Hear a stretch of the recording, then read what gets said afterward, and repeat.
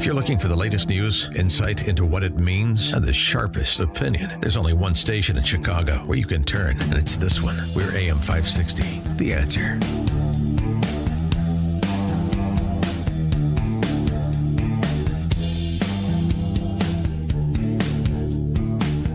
Top of the morning, Dan Proft here. President Trump saying, Pickaxe Mountain is on the hit list. Pickaxe Mountain, the location of Iran's last nuclear site that was passed over during Operation Midnight Hammer last summer. That's what the president had to say. And we will absolutely attack the new site that they're talking about. I mean, how about these people? They're in this because of nuclear weapons, and they're trying to possibly reconstitute a site. We'll hit that site. Any site where they're even thinking about nuclear, we'll be hitting it very, very powerfully. Now, nobody knows, except the Iranians, the damage that we've done to them. We have done damage that will take them 20, 25 years to recover from. So if we left tomorrow, we had a big success, but we're not leaving tomorrow. Hegseth was on the Hill asking for more funding from Congress. Put the price tag so far at the Iranian war at just under $40 billion. But also said to the Senate, the good senators before whom he appeared, you need to have some perspective here. Aren't you the same people that are saying we need to be committed to Ukrainian victory over the Russians? But I sit in front of a committee that wants to talk about winning a war that's been going on for 4 years and talks about strategic defeat of a conflict that's been going on for 4 months to prevent Iran from getting a nuclear bomb. I would hope for some perspective in this town of the historic nature of what President Trump is undertaking. Do you want radical Islamists to have a nuclear bomb that can stare down the world? Because I have limited time. Yeah, Jean Shaheen doesn't want to hear the speech. Of course she doesn't. But and that's a fair point that Hegseth is making. Of course, that point has been undermined by the Trump administration, starting with the president, over the last 3 months because of the declarations that the military portion of the program has now been completed, that the Iranians were seeking peace and looking to turn over a new leaf, and all of the other rather incredible statements that were made that turned out to be untrue. How else do you say it? Here's where we are with the president initiating the last 10 days of bombing and saying we're not leaving tomorrow, and Pickaxe Mountain is next up on the hit list. And then Hegseth got into a fiery exchange with Michigan Senator Gary Peters on the larger topic of when do we win this? You talk about the destruction of missiles, and yet the missiles that we saw hit recent targets are actually somehow more lethal, more deadly, more maneuverable than what we have seen in the past. So they're obviously improving their munitions. The Strait of Hormuz is still closed, reminding everybody it was open before the war. Prices were lower for everybody until the war, and it still remains closed. And of course, tragically, service members, our war fighters, who we care deeply about, are still dying. So what's different? Mr. Hegseth, Secretary Hegseth. I think your characterization of this incredible effort as a failure is reckless. And I think it's irresponsible. And I think it smears the sacrifice of the troops that are out there making on behalf of the American people to ensure that Iran never gets a nuclear weapon. Shame on you and others who call this a quagmire and a failure, and then you want to turn around and say you support the warfighter. Either you do or you don't. Is the nuclear material still there, I can get you a ticket out to CENTCOM and talk to what those Americans are doing, and how committed they are to this effort, and how they want to ensure that Iran never threatens their families with a nuclear weapon. That's the kind of intensity that our warfighters have about making sure that Iran isn't capable of doing that. Secretary Hegseth, if you listen to my comments, you would have heard me say how amazing our warfighters are. I heard failure. And the word heard. I heard exactly what you said. I will tell you how I use the word failure, because I use the word failure to their leaders. You, sir, are the failure, not the men and women who are on that front line, not the men and women who hold up their honor with distinction. But if there's a lack of a winning strategy, they're in harm's way. Their leaders have failed them. And that's what's happening. We have political leadership. You don't have a strategy. You don't have a long-term plan to actually win this war. Win the war. The men and women are going to be able to do it, but they need to have leadership. When will you show leadership? We have leadership. When will you show leadership? Why don't you show some leadership and stand up to your fellow Democrats who won't fund the troops, who stand and play partisan politics while you don't give us the money? You want to stand up here and talk about the troops? You won't show any political courage to actually fund our department because you have Trump derangement syndrome and can't actually commit to anything meaningful. So I put this on you, Senator. Secretary Hegseth, you have trillions, you have over $1 trillion. You're asking for $1.5 trillion. It's not a question of money. It's a question of leadership and understanding what it takes to actually win. Political cowardice of Democrats who won't fund the troops. For more on this, please be joined by Michael Rubin, Director of Policy Analysis for the Middle East Forum. Michael, thanks for joining us again. Appreciate it. Hey, thanks for having me, Dan. Does Senator Peters, Democrat from Michigan, have a point when he criticizes Hegseth for not having a strategy for victory? Well, it looks like the United States may actually have a strategy for victory. I'm much less worried about the military strategy than the political strategy. Donald Trump has, at various times, pulled the rug out from the momentum of the military strategy. Now, Dan, what actually makes me more interested is not just what the Americans are saying, but what the Iranians are saying.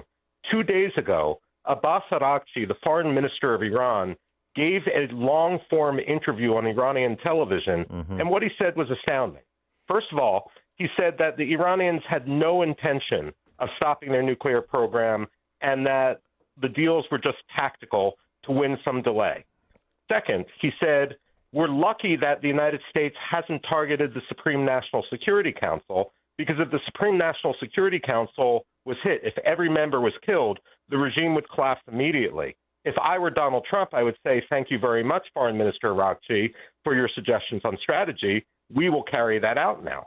But it also looks like we're heading towards a strategy, perhaps of seizing the islands. There's about a dozen islands in the Persian Gulf, which would give us command and control over that strategic waterway. Something else that Araghchi said in that interview was that he's never spoken with the Ayatollah pre-war or during the conflict. So, who are the shot callers exactly? Or is it a point where there are no real shot callers because there's no shot to call? It's just stay the course of what we've done for the last 47 years. Well, I mean, you're absolutely right. And it was interesting. He not only said he's never talked to the Ayatollah, he said he can't reach the civilian leadership in Iran because they're all in hiding. But when he wants to talk to someone, Ahmed Vahidi, the head of the Islamic Revolutionary Guard Corps, he can contact instantly and get a response. Now, most Iran analysts, and I'm one professionally, will believe that the person in charge of the Islamic Republic is Ahmed Vahidi. And the reason why we believe this is the new Ayatollah had no religious credentials to be the supreme leader. So then the question is, how did he get pushed onto the system? And if you can answer that question, you see who's in charge. And most people believe this Revolutionary Guard General, Ahmed Vahidi, was the one who did it. That raises the question, why are we negotiating with someone else? Why are we negotiating with Mohammed Bakr Kalibaf? To put this in real estate terms, because Donald Trump and his team come from a real estate background, it's like negotiating with a doorman for a skyscraper rather than negotiating with the owner. Yeah. So we've got to negotiate with the owner. In that case, it's Vahidi. I like the simile. And does that also then call into question why we're allowing the Qataris and the Pakistanis to act as facilitators? Yeah, well, this is a constant problem I have with American diplomacy across administrations. You never want to choose a mediator that wants to see you lose. The idea that we would put our national security, we would put our national security in Pakistan's hands after they sheltered Osama bin Laden. And remember, 90% of the precursor chemicals for the improvised explosive devices which killed our troops in Afghanistan came from 2 Pakistani factories, and they never shut them down. So we've got to tell the Pakistanis, the Turks, and the Qataris to get lost. So going back to what you said about what Araghchi said in terms of I'm glad they didn't hit where the Security Council is and so forth. So what's your reaction to Trump publicly saying effectively that Pickaxe Mountain is on the hit list and sort of recommitting and using the sort of language of recommitment that he started this campaign with, that it's going to be no nukes. We're going to take it out. We're either going to obtain the enriched uranium or make it the situation on the ground such that the Iranians can't access it. We're not going to allow them to move centrifuges around. This is effectively what he's saying. To restart the program at some new undisclosed location. That there's a real commitment to make sure that one of our must-haves is indeed obtained. And, oh, by the way, we're also going to effectively, it seems they're saying, use military force to resume control of the strait. And we hope that we can get a little bit more support, particularly from Western Europe, than we've gotten to this point. Well, Dan, I'd say what you just said, asked and answered. But one point which I think is imperative for critics of Donald Trump's strategy to understand, when they will say, why are we doing this militarily? Why can't we just use diplomacy and strike a deal? And of course, in an ideal way, that would be far better. But the thing to understand, for example, about International Atomic Energy Agency inspections is they are only allowed by their own charter to inspect declared nuclear sites. Now, when Donald Trump is talking about Iran's Pickaxe Mountain, which underneath has all these nuclear facilities, Iran has never formally declared it, which means under the terms of the Memorandum of Understanding, under the terms of the Joint Comprehensive Plan of Action from 2015 and so forth, inspectors had no right to go there, and that was the problem, the loophole all along. And so if you can't fill that loophole, you got to basically destroy it. And so, but I mean, are you supportive of what you're hearing from the administration in terms of the strategic direction of the operation at present, and with respect to Pickaxe Mountain or the seizure of Karg Island? Are we looking at some sort of troop footprint on the ground in Iran to achieve those objectives? Yes, I am supportive, because even if I am uncomfortable and critical of some elements of strategy, Dan, the alternative is making a political point by sacrificing the security of the United States by allowing Iran to reconstitute. When people say, hey, the Iranians weren't blocking the strait before all this began, what we did know is the Iranians were developing all these missiles. They were putting in place the plans to block the strait, and they were doing that for a purpose of actually blocking the strait. Mm-hmm. You either deal with the chuck and chest wound at the beginning, or you wait until you bleed out. It's much better, if you want to save your life, to deal with it at the beginning, and that's what Donald Trump did. And the this debate about whether or not the bunker busting bombs are going to be sufficient to achieve what we want to achieve with respect to Pickaxe Mountain. Would you have an assessment on that? Well, I have concern about that, because the Iranians are burying this so deep that we may not be able to reach them with the bunker buster bombs.